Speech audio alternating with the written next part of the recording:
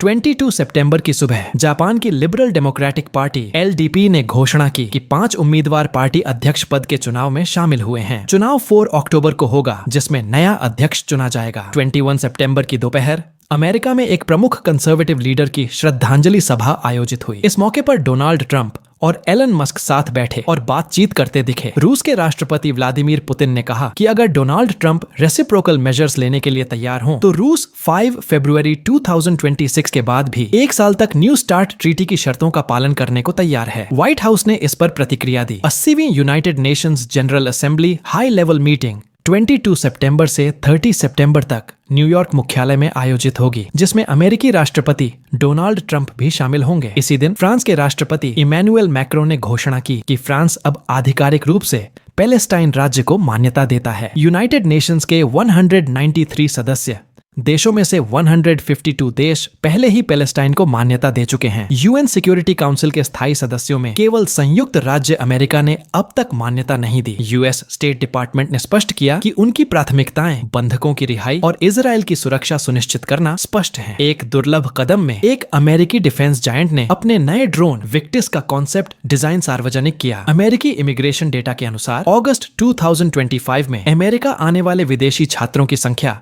पिछले वर्ष की तुलना में 19% गिरकर लगभग 313,000 हो गई। यह लगातार 5th मंथ है जब साल दर साल गिरावट दर्ज हुई। अगस्त आमतौर पर नए छात्रों के दाखिले का पीक समय होता है, लेकिन इस बार संख्या 2021 के बाद से सबसे कम रही। एशियाई छात्रों में सबसे बड़ी गिरावट देखी गई, इंडिया से 45% और चाइना से 12%। 22 सितंबर को आयोजित एक आधिकारिक कार्यक्रम में किम जोंग उन ने कहा कि देश के कानून में स्पष्ट किया जाएगा कि उत्तर कोरिया और दक्षिण कोरिया 2 अलग राष्ट्र हैं और कभी भी एक नहीं होंगे। दक्षिण कोरिया के राष्ट्रपति ली जेम्योंग ने एक इंटरव्यू में कहा कि यदि अमेरिका की मांग पर दक्षिण कोरिया को 350 बिलियन USD नकद निवेश करना पड़े और करेंसी स्वैप एग्रीमेंट न हो, तो देश फिर से 1997 जैसी वित्तीय संकट की स्थिति में पहुंच सकता है।